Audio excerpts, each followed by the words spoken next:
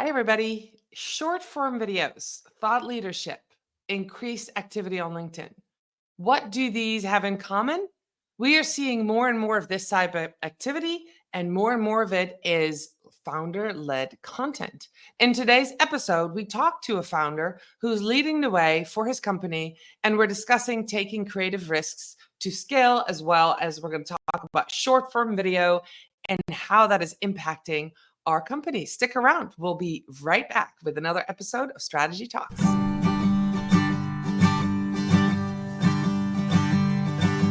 Let's strategize together.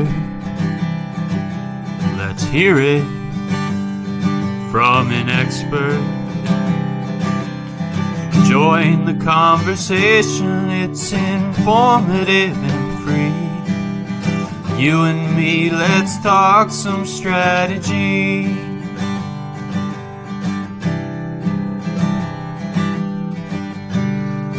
Now here's your host, Morin-van.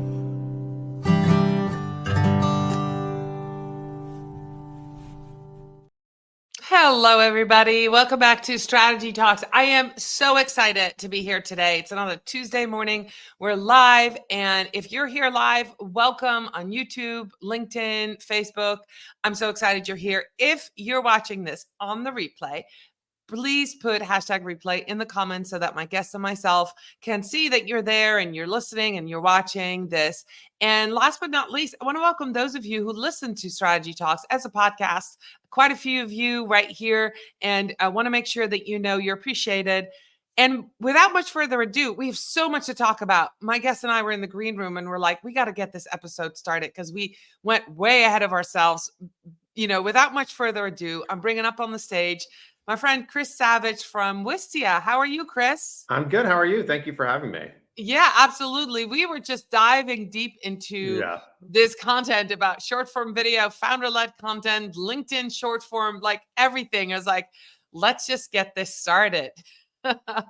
I know. Yeah, we couldn't help ourselves. It was one of those, I find this too often with my own podcast of just like, you start talking to the guests and you really have a lot to talk about. And then you're like, wait, should we even be talking or do we need to be silent until this thing goes? So we don't we don't get it all out of our system. So yeah, no, I'm excited. I'm super excited to be here. Excited to talk to you about taking creative risks and also, of course, like founder-led content. Yeah, so let's set the stage. You and I met at Inbound in September, and you have your own podcast. So you asked me to come, and we're doing like a short form of your podcast, Talking Too Loud, which I love because if you know me, you know I don't shy away from talking loud or saying things. And so we got talking, and I was sharing with Chris my journey with short form video on LinkedIn, and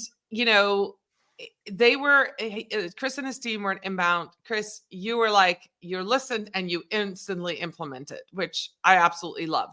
So what's happened with that short form video, specifically to LinkedIn, since we talked in September? Yeah. So no, first of all, thank you for coming on Talking Too Loud. That was awesome. And you gave me a lot of actual advice to our audience. And one of the things people don't always realize about podcasts is like, as someone who is a host, like you have questions and you get the answers and then you can actually use the answers. And so that's what ended up happening. And yeah, for context, basically, I'd been posting on LinkedIn basically daily for 2 years. Started with text posts, got that going, then started a newsletter and got that going. And growth was like starting to pick up. I'm doing a lot of video, but usually landscape, so 16:9. And you said, hey, I think like vertical is really working. There's a vertical tab on LinkedIn that's a lot like TikTok. I had seen it. I did, but it's kind of hard to know, like, how do you get stuff in there? How does it work? Because it's not set up where you go to that tab and you click upload. Right. It's actually just pulling from the post, right? And so after that week, then I was like, all right, I'm going to try this. So the next week I posted a vertical video every day.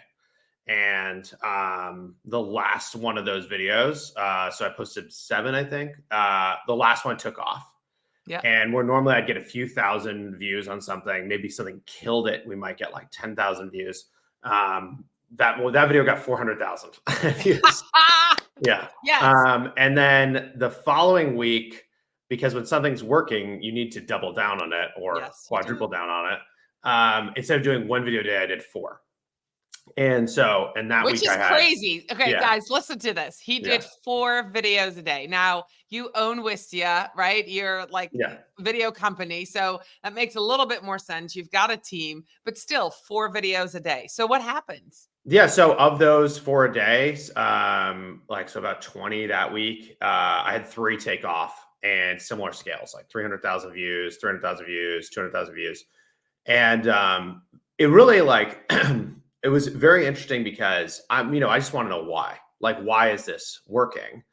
And I looked into the data a little bit, and I didn't realize this, but like I think you know this, but the peak usage times of LinkedIn are like 8 a.m. to 9 a.m. Eastern. It was really by time zone, 12 to 1, and then 6 to 8 p.m. Yep. But the other interesting thing is that like 57% of the engagements on LinkedIn are on mobile, and 91% of video views on LinkedIn are on mobile. Yep. And so what really seems like is happening is like the demand to watch videos on LinkedIn is on mobile, and it's showing up at the end of the day. It's actually even showing up on the weekend. Right. And that is a pretty shocking thing. What I have found, and you just mentioned that, my Friday videos, usually I double down on Fridays. I've done up to 3 videos on a Friday because one of them will usually go in a video feed and get views all weekend long. Like the Friday videos do well all the way to Monday or Tuesday. I have experimented 4 weekends in a row and uploaded videos on Saturdays and Sundays. Those videos don't go in the feed. They have to have gained some kind of traction on Friday in order to do it's fascinating to me. I don't know how it works. It is very fascinating and like very counterintuitive. Like if you've grown up using LinkedIn, right? You don't think of LinkedIn, at least I didn't think of LinkedIn as like a mobile first thing that people are checking on the weekend to like see what's going on with like work. And that's what it's become. Mm-hmm. And that's very, very different than when it started. Yeah. And I think, I know a lot of people who have LinkedIn open as a tab during the day. And so they just assume that's the main way people use it. It's like, no, you're the exception actually. So that was very surprising. And then I've seen the same thing, posting stuff on Saturday and Sunday doesn't seem to get into the feed where during the week it does. I've also noticed actually, I don't know if you're doing this, but, I was posting usually 1 text post a day and then a newsletter once a month. And I felt like the weeks when I was posting 4 videos a day, I was not as on my game on those other posts. Mm-hmm. And so I was like, I think this is also not a good thing because like if you think of the vertical videos, like what's going to attract someone, you need to retain them. Right. And so to retain them, I think the text post, the newsletter, and then actually having like a podcast, actually having some other thing that people can consume to continue the relationship with you feels really important. Right. I feel like these videos are top funnel. And so the middle of the funnel, your newsletter, your podcast, your live shows are going to do better because then people, because they see your video, they follow you because I've gotten lots of new followers. I know you probably have too. And then they get to know you by those other posts. So let's talk about this, actually the topic, creative risk. So you're all about testing. I mean, you've been in the video industry for 18 years. Wistia is 18 years old. So that's a long time. So what kind of things can we talk about when we're talking about creative risk? And, as a founder, this is another very interesting thing. Last year, everybody's talking about thought leadership. And I think there was a lot of confusion about thought leadership. And I saw an interesting quote just the other day, and I'm like, that's what it is. You can't call yourself a thought leader. Okay. Somebody else has got to think, wow, they're a thought leader because you're inspiring them with your thoughts. You can't make it so, right? So that's one. And then now it's more about founder-led content. I keep hearing that in the last 2 months. I've heard more and more people, which is really what you're doing, Chris, right? Yeah. Founder-led content. You're creating the content. You're the founder. You're showing your company. You're showing people what can be done with content, and you're bringing people into the fold of Wistia. You're showing people what your company is doing by letting them to get to know you. Correct? That's right. I mean, there's a lot in here, and I feel like I have a lot of evidence that why this works. Okay, let's do it. So I think the first thing is there's like just the reality of the social platforms today. And the reality of the social platforms is if you are a brand, like a company, and it's very hard to get a lot of organic reach. And so for you to get reach, you have to pay. That is basically what has happened. Almost every social platform starts as open to everybody. Brands obviously want to get there and get in front of people. They start doing it. If brands do like what I was just talking about, if they make like 10 pieces of content a day, it's going to overwhelm the feed. You're not going to see actual people. You're going to feel like everything's an ad. So they can't let that happen. And so therefore they change it. So you have to pay to get reach as an ad, but they can't really stifle the individuals who are posting, or there'll be no content. So there's a very simple thing of like, why is everyone talking about founder-led growth? Like, I think part of the reason is that founders actually can get a lot of organic reach much more easily than a brand can. It's just the basics of the business model. Yeah. The other thing I think is, when we were early on in Wistia, and early is relative, so like 4 or 5 years in, we start making some videos that were purely for fun. We had someone who is on the team now, our head of production, but he didn't work at Wistia. He came in, he was a video producer. He shot a video of us just sitting there working, like doing nothing. Okay. And all he did is he put like text above our heads saying our names, which we thought was really cool. And, but honestly, I was nervous to share this video because there was 6 people on the team. We were for B2B companies already. It felt like we were going to seem too small and that people wouldn't trust us. But the video is so great. We're like, let's just put it on this like team page on our website. No one will really see it, but we can still see it. Like we can show it to people. And the video went viral. And we got a huge amount of traffic to the site. Yeah. It was the front page of Reddit. It was the front page of like Hacker News. And everyone's like, wow, so cool to see behind the scenes of this company and like yada, yada. And then what ended up happening is we had a 2-week trial, and 2 weeks later, we got a bunch of new customers. Right. And so let's unpack this part, because you and I both were at Inbound, and I don't know if you caught Marcus Sheridan, but he said different is better than better. And I love that, 5 years into your journey, which is like 12, 13 years ago, you were different already. Yes. Because that's how you stand out. Even if you throw all the money, the huge budget that you have, if you want to outdo your competitors, you're only going to be marginally better, right? Because they have a budget too. But if you're different, you always stand out. That's right. And I think it was like, we were super different because we were a small, tiny startup. We weren't afraid to show off who we were. And there was the first time that I realized, wow, brand, this ephemeral thing, like it moves the needle. Like this moved the needle more than all the blog posts I'd ever written about why at the time we were just doing video hosting, like why video hosting is so important. Like no one wanted to read that until they were really deep in the funnel. And so you needed something that people would care about at the top. And it was like the light bulb went on. I was like, like maybe brand really matters. And it gave us permission to try more things. And so over time, we've done many things, to your point, that are very different. Like one of the most successful campaigns we ever did is we did a feature-length documentary. And we gave this LA-based production agency $111,000. And we asked them to make 3 ads for us, one with $1,000 budget, one with a $10,000 budget, one with a $100,000 budget. And then we documented their creative process to show off the difference of like how budget and creativity is linked to video production. It's called 110-100. And when we did this documentary, it was funny because it seemed so crazy. I remember my head of the finance at the time was like, are you actually serious? Like, are we really going to like pay for this ad for these ads to happen? And it was funny because from my perspective, it felt like it couldn't lose because we had so many different ways it could win. It was like, okay, so first we're actually gonna have 3 ads that a professional made for us. So that seems good. And then my production team is gonna go and see this, and they're gonna get a chance to learn from a different team. Like the learning probably seems good. Yeah. Then the documentary itself might actually be good. That would be great if the documentary is good. That'd be great. Yeah. But then also we're gonna make a trailer of the documentary to promote it. And that will probably be a pretty amazing ad. And if you see it, you're going to think Wistia is a software company that just made a feature-length documentary. And so we're going to be super different than everybody else that ad. And it worked like unbelievably well. Like it drove a huge amount of traffic. It drove a huge amount of time with the brand because when people made it in this documentary, they'd watch an hour and 40-minute thing.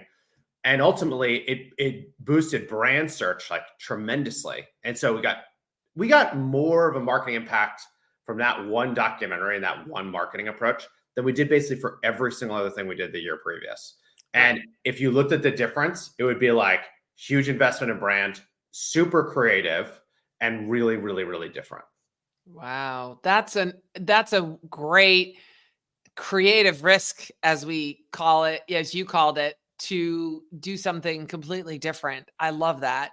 And then I think what you're describing happened to me this year with my vertical videos, where it's completely different. I'm all in. I'm doing 1 or 2 a day.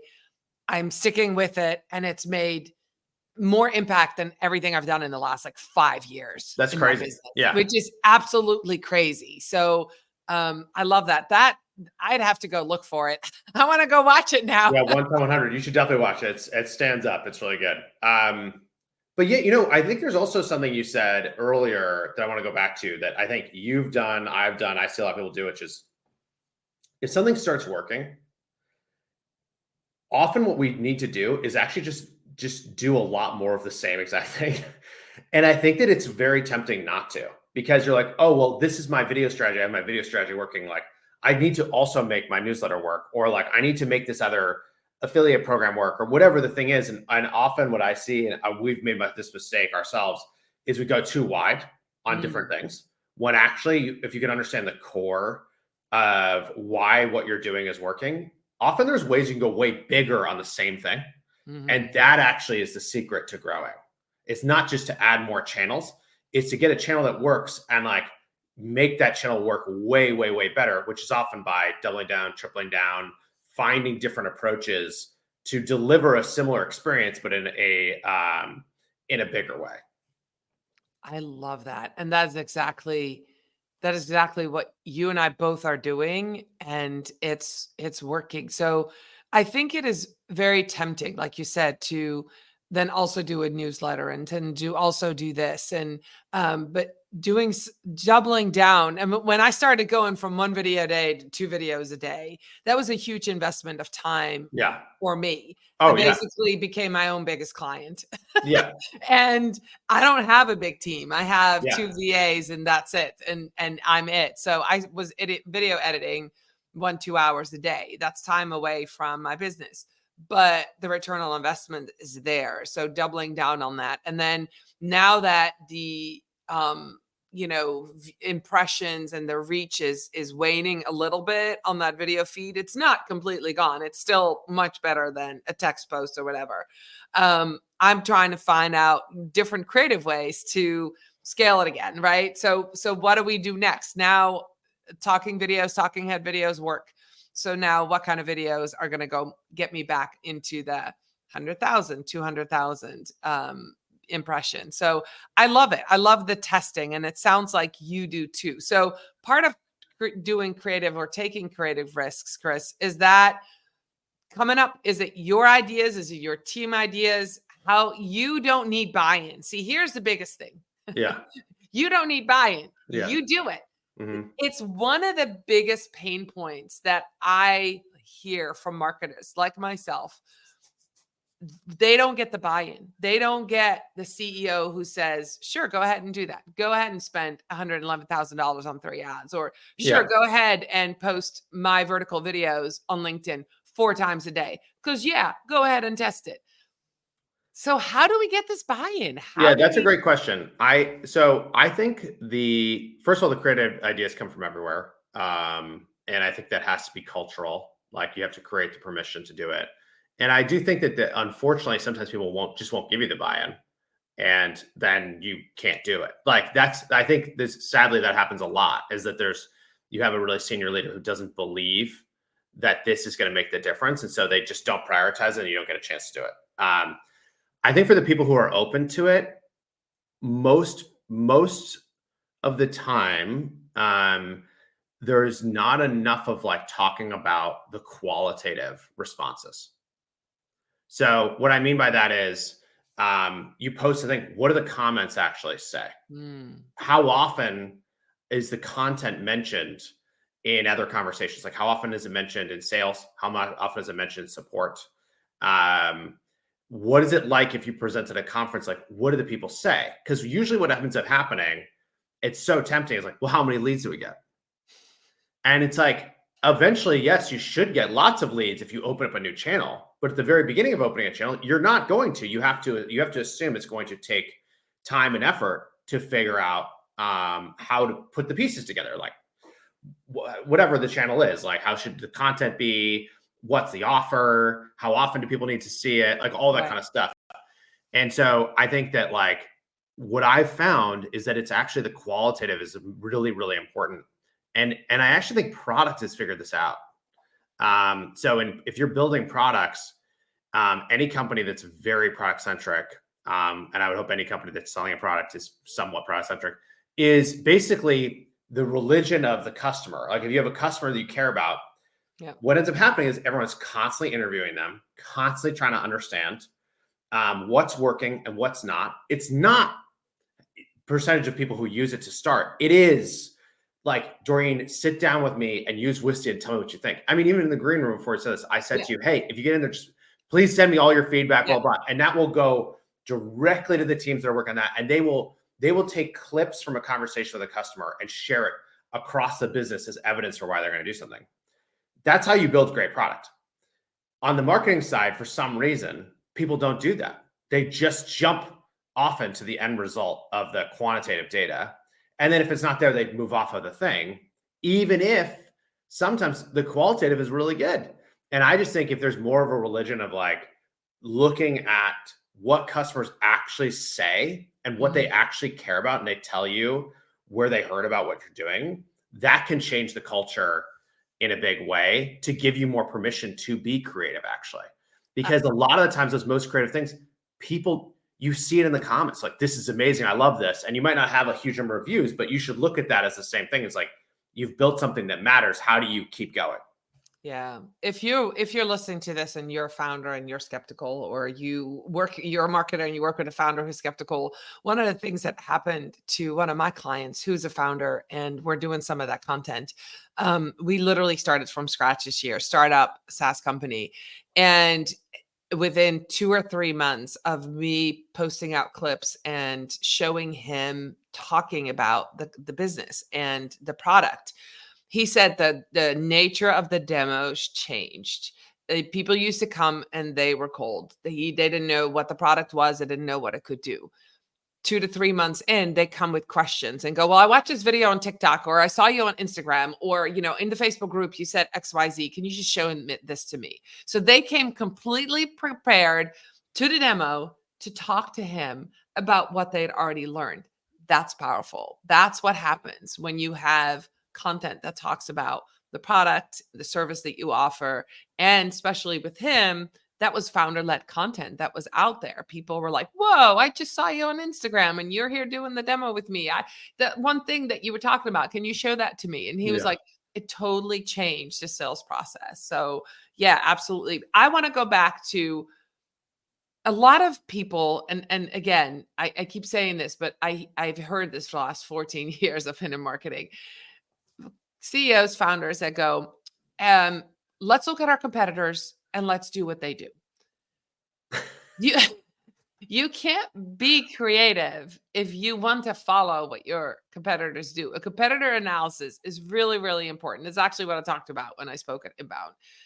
It's really important, but not for the reasons that most C-suite people think. You don't want to do a competitor's analysis to do what they do. You want to do competitor's analysis to understand what they're doing and how you can outdo them, not by doing it better, but by doing it different.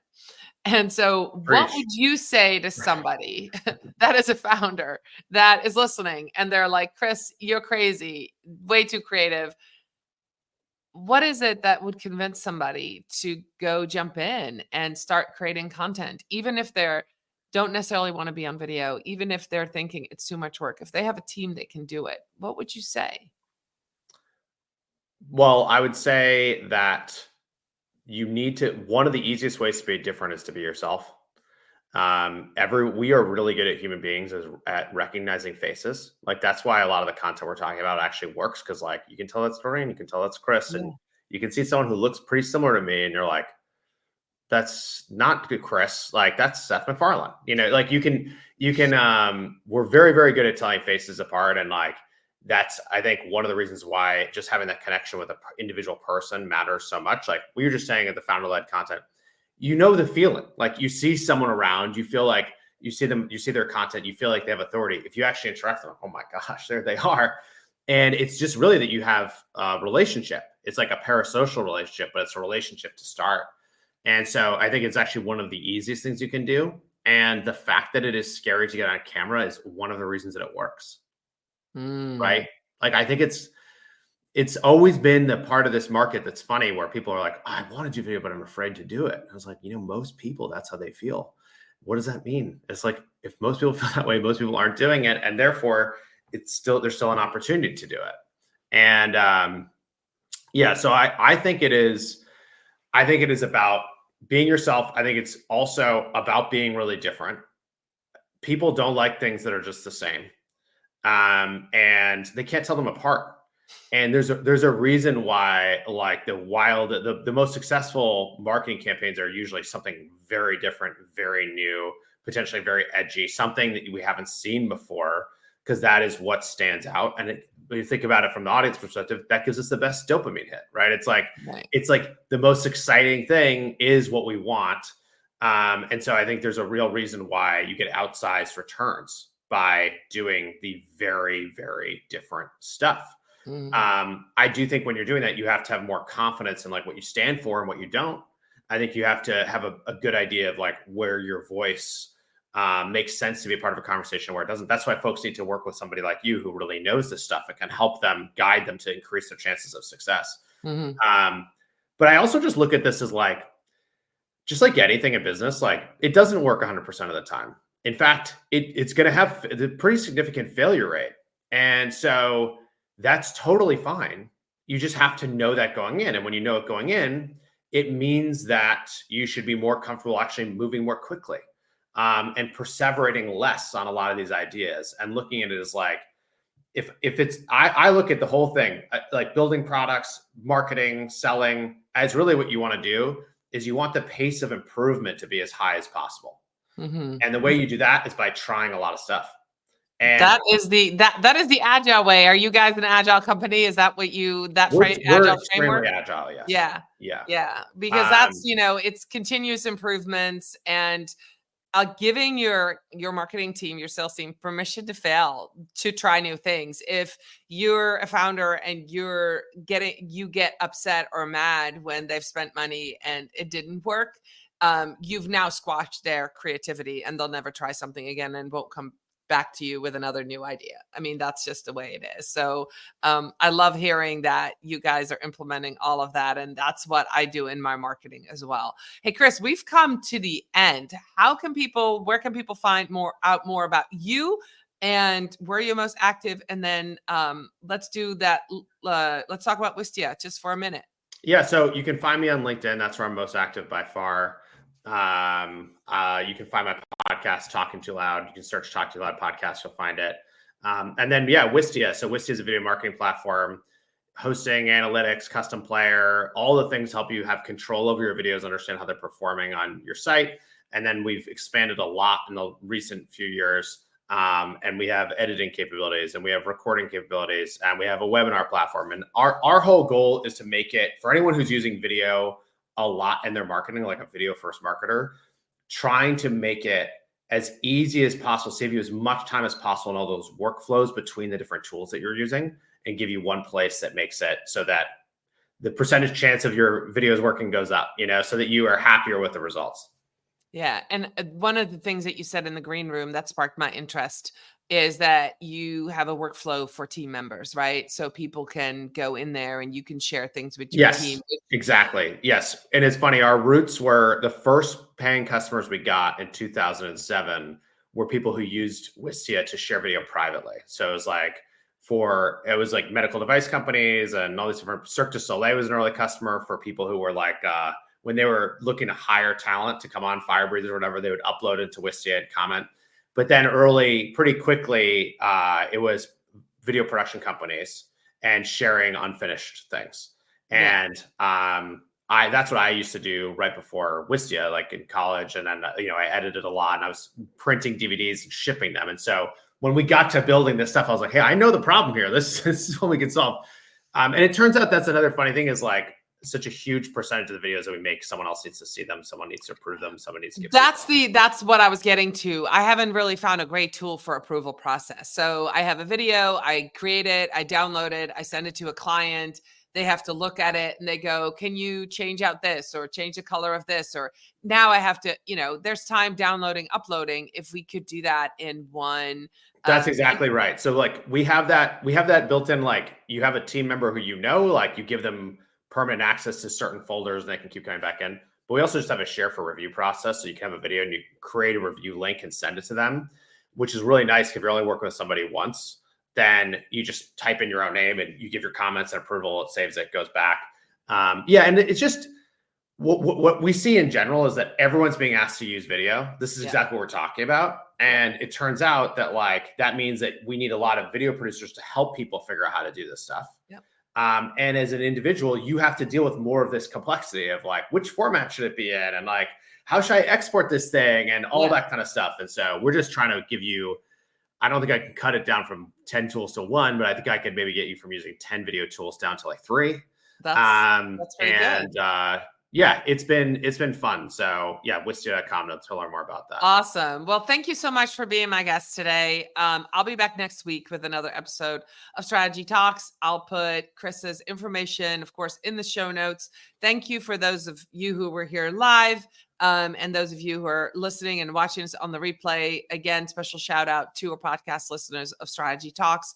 Thank you so much, Chris, for being with me today. Safe travels to Cambridge today, and I will see everybody back next week. Bye, everybody. Awesome. Bye.